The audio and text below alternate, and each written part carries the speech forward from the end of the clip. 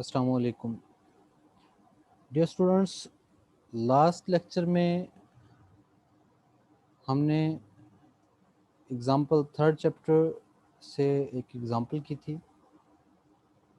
जिसमें हम basically pressure measurement के हवाले से बात कर रहे थे और उसमें हमने जो डिफरेंट मैनोमीटर्स हैं और मैनोमीटर्स में यू शेप मैनोमीटर और इंक्लाइन ट्यूब मैनोमीटर देखा था और उसके लिए हमने सेंसिटिविटी का जो रिलेशन था वो फाइंड आउट किया था। तो ये रिलेशन जो सेंसिटिविटी का जहाँ पे हमने डिस्कशन को एंड किया था, ये एक रिलेशन फाइंड आउट किया था और इस रिलेशन के बारे में फर्दर जो है वो एक डिस्कशन थोड़ी सी की हुई है। उसको जस्ट थोड़ा सा एक्सप्लेन कर देता हूँ, उसके बाद हम नेक्स्ट टॉपिक की तरफ जो है मूव करेंगे।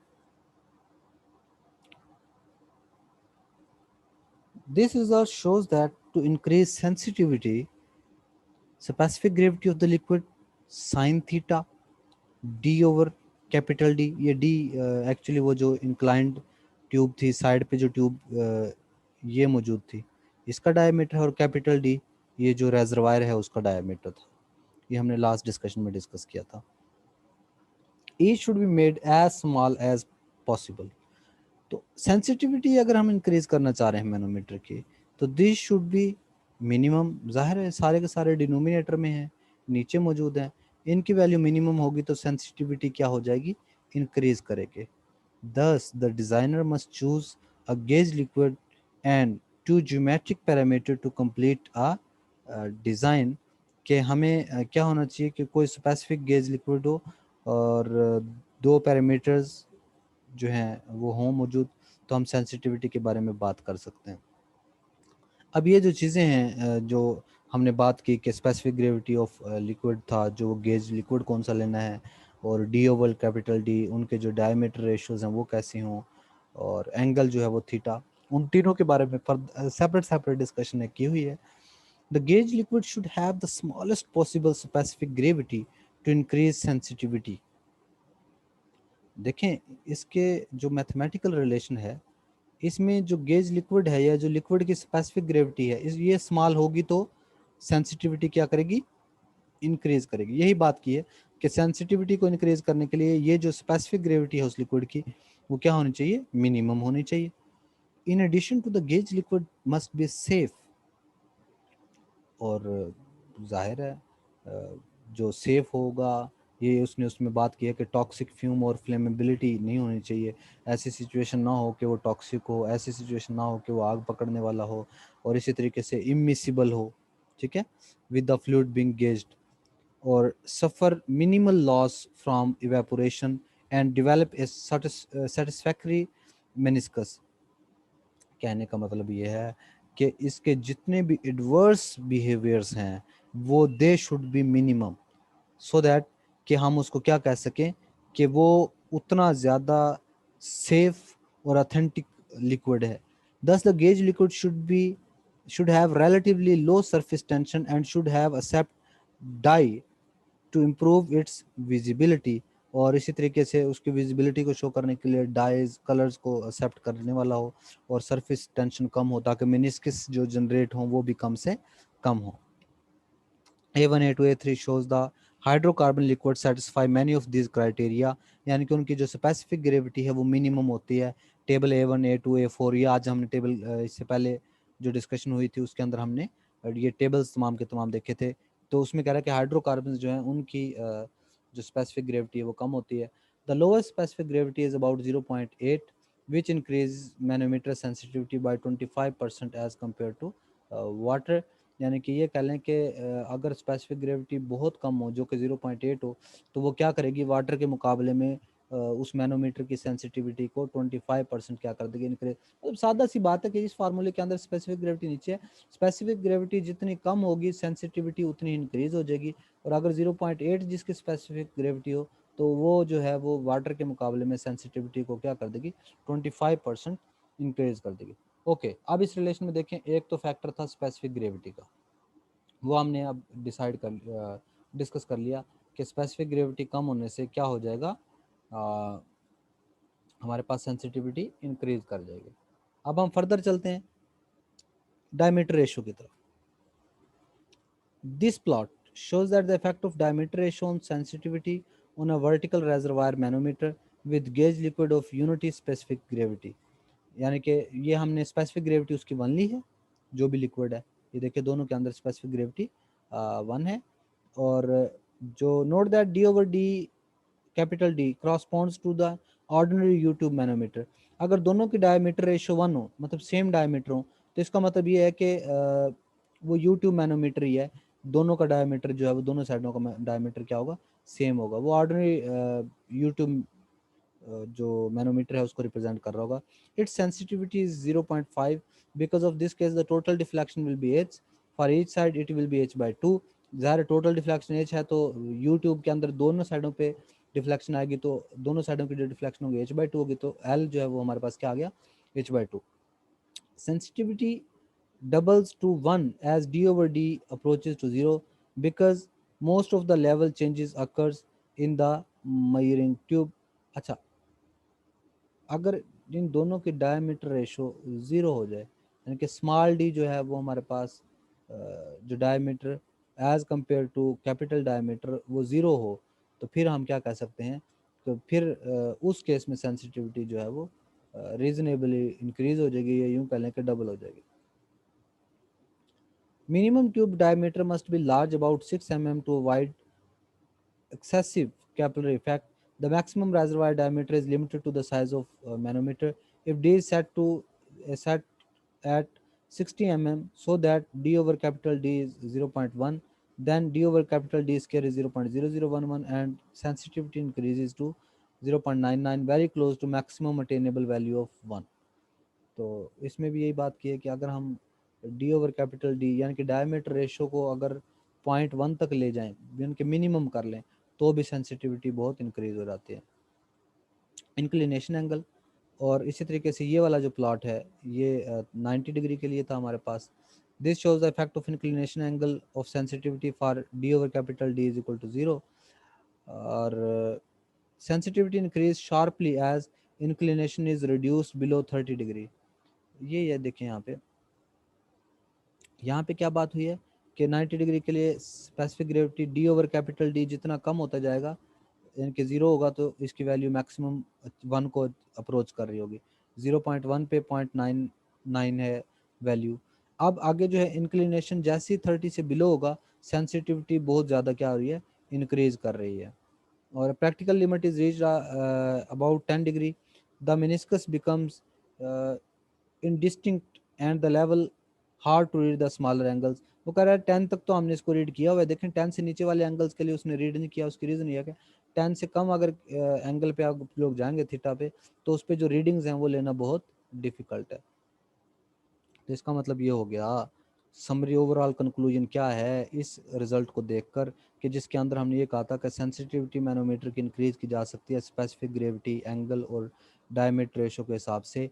तो हम ये कह सकते हैं कि स्पेसिफिक ग्रेविटी 0.8 जो कि मिनिमम थी, डायमीटर रेशो 0.1 जो कि मिनिमम थी, थीटा जो है वो मिनिमम वैल्यू, ये एक बेस्ट कम्बिनेशन है जो कि सेंसिटिविटी को 6.81 बना देता है। Physically this is the ratio of the observed gauge liquid deflection of equivalent water column height, thus the deflection in an incident inclined tube is amplified 6.81 times as compared to the vertical water column। तो इसके अंदर वो कह रहा है कि अगर ये वैल्यूज हम अचीव कर लें, तो फिर वर्टिकल कॉलम या यूट्यूब मैनोमीटर के हिसाब से हम क्या कर सकते हैं, 6.81 टाइम्स इसकी सेंसिटिविटी को इंक्रीज कर सकते हैं। तो ये हमने एक बात कर ली। फिर इसके अंदर फर्दर डिस्कशन क्या है कि students sometimes have trouble analyzing multiple liquid manometer situations। The following rules of thumb are useful। वो कह रहा है कि बाज़ औक़ात उन्हें जो है ना मल्टीपल लिक्विड मैनोमीटर्स को यूज़ करते हुए ना कुछ इश्यूज आते हैं। तो वो क्या कर सकते हैं, वो कुछ इन स्पेसिफिक रूल्स को, इन स्पेसिफिक चीज़ों को क्या कर सकते हैं, फॉलो कर सकते हैं। Any two points at same level, same elevation in a continuous region of the same liquid are at the same pressure। अगर हमारे पास कोई कॉन्टिन्यूस रीजन हो और लिक्विड सेम हो, तो जो सेम हाइट पे होंगे 2 पॉइंट, उनका प्रेशर क्या होगा, सेम होगा। इसी तरीके से pressure increases as one goes down on liquid column, और इसी तरीके से जितना हम नीचे जाएंगे उतना प्रेशर जो हो जाएगा इंक्रीज करेगा। जैसे कि इसने यहाँ पे स्विमिंग पूल की एग्जांपल दी कि डाइविंग पूल में, स्विमिंग पूल में जब आप लोग डाइव करते हैं तो उसमें जितना नीचे की तरफ जाएंगे उतना जो प्रेशर है वो हमारे पास इंक्रीज करना शुरू कर देता है।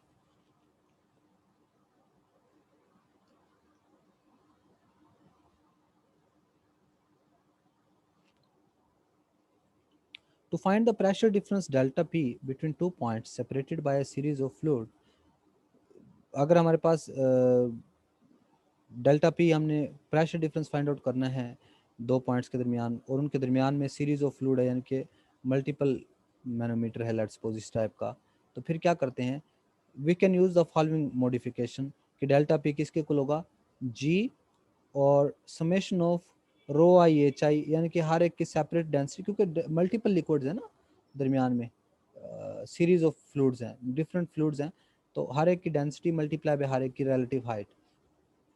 रो आई एच आई क्या है, डेंसिटीज और डेप्थ हैं वेरियस फ्लूइड्स की, यानी कि डिफरेंट फ्लूइड्स की डेंसिटीज और उनकी जो करस्पॉन्डिंग हाइट्स हैं उनको हमने डिस्क्राइब किया हुआ है।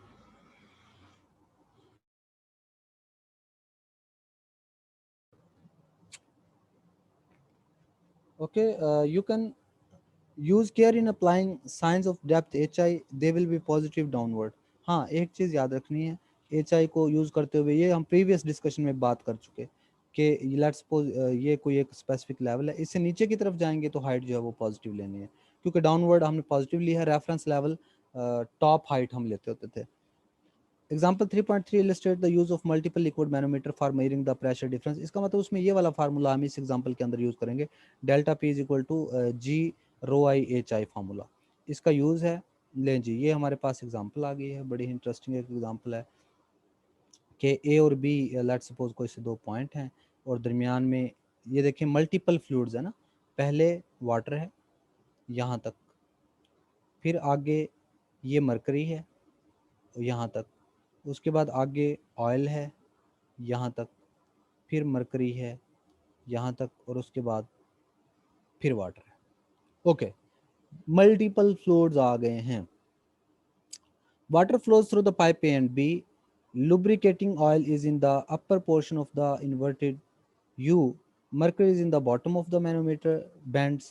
Determine the pressure differences PA minus PB in units of pound force पर इंच स्क्वायर। अच्छा, यूनिट कन्वर्शन तो हम चूंकि पहले चैप्टर के अंदर पढ़ चुके हैं, तो ये यूनिट कन्वर्जन आखिर में मैं नहीं आप लोगों को बताऊंगा, सिर्फ उसको फार्मूला यूजेज की हम बात कर लेते हैं इसके अंदर।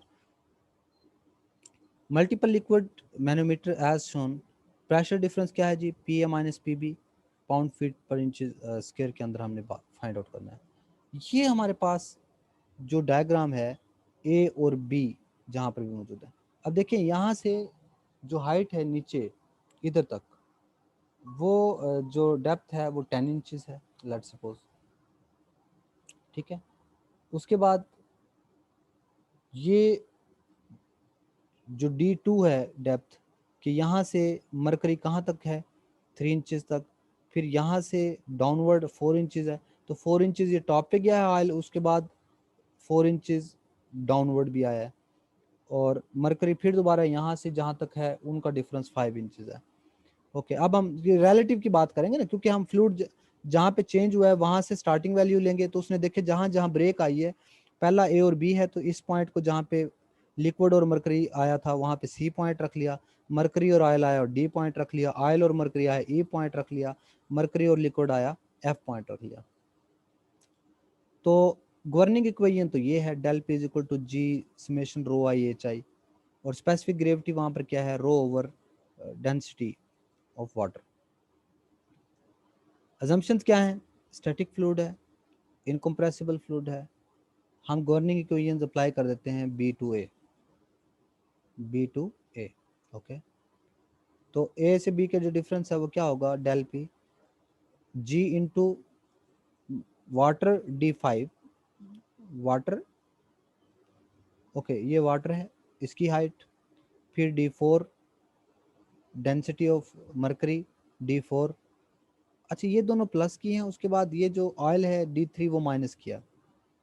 अब सुन लें, यहाँ से हाइट पॉजिटिव आई, उसके बाद फिर पॉजिटिव आई, लेकिन ऑयल से मरकरी से जब ऑयल की तरफ गए तो इसमें हाइट नीचे से ऊपर पहुंची है, तो इसका मतलब ये नेगेटिव हुई है D3। अच्छा फिर ये हाइट से इधर तक हाइट जब आए हैं तो फिर डाउनवर्ड आए हैं, लेकिन इसमें फिर मरकरी से जब वाटर की तरफ गए हैं फिर दोबारा ऊपर गई है तो वो नेगेटिव।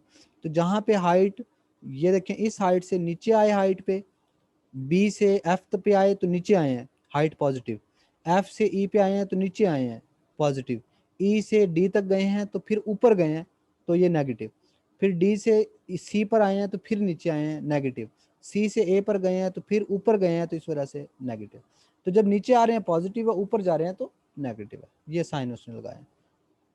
तो फार्मूला तो था P2 minus P1 is equal to rho g H2 minus H1। अब हर एक पे सेपरेट सेपरेट निकाल रहा है कि C माइनस डी की जब बात कर रहा है तो पॉजिटिव नेगेटिव साइन। अच्छा C minus A D minus C, C minus A D minus C, हाँ ये जो है मेरे पास नेगेटिव सेंस में ही आएगा डी माइनस सी के अंदर, ई माइनस डी, मतलब जो ऊपर जा रहा है जिसमें हाइट उसमें नेगेटिव ले रहा है, जिसमें नीचे आ रहा है उसमें वो पॉजिटिव ले रहा है। P A minus P B की जो वैल्यू थी वो पहले सेपरेटेड फॉर्म्स में लिखी मल्टीपल कॉलम्स में, फिर उनकी डेंसिटीज़ को और जी डी के साथ मल्टीप्लाई करवा दिया। तो दोनों का जो प्रेशर डिफरेंस है उस सारे को कैलकुलेट करने के लिए specific gravities of water, mercury, oil, इनकी वैल्यूज़ को हमने क्या कर लिया है, यूज़ कर लिया। ओके इनकी वैल्यूज़ को यूज़ किया है और D1 D2 D3 D4 D5 वो वैल्यूज़ उस डायग्राम के साथ चुके लिखी हुई हैं। उन सारों से P A minus P B की जो वैल्यू थी वो हमने क्या कर ली है, कंप्यूट कर लिया। तो ये देखिए pressure difference between A and B हमने क्या किया है, मल्टीपल कॉलम्स के अंदर फाइंड आउट कर लिया है।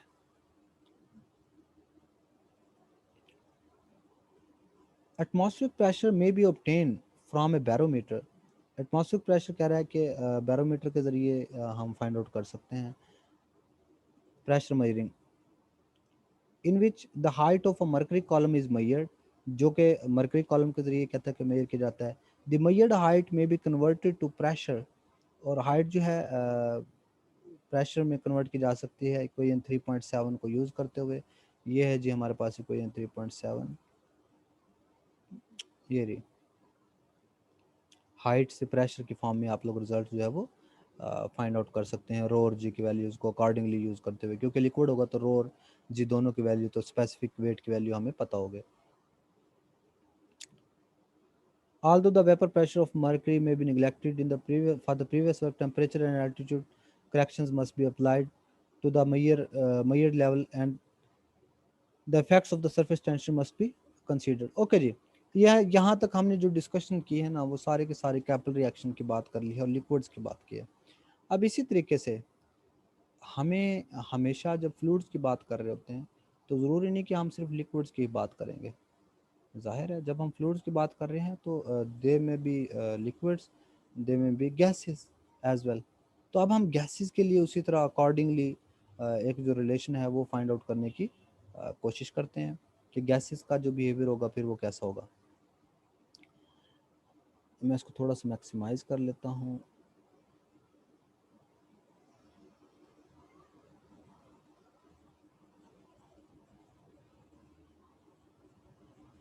Okay, in many practical engineering problems, density will vary appreciably with altitude. तो डिफरेंट इंजीनियरिंग प्रॉब्लम्स में डेंसिटी जो है वो विद रिस्पेक्ट टू हाइट क्या होती है, वेरी करती है, and accurate results will require that the variations B accounted for. और फिर जाहिर है उन वेरिएशंस को भी हमें काउंट करना चाहिए। Pressure variations in a compressible fluid can be evaluated by integrating equation 3.6। तो प्रेशर वेरिएशंस कंप्रेसिबल फ्लूइड्स में जो इक्वेशन 3.6 थी उसको इंटीग्रेट करके हम क्या कर सकते हैं, फाइंड कर सकते हैं।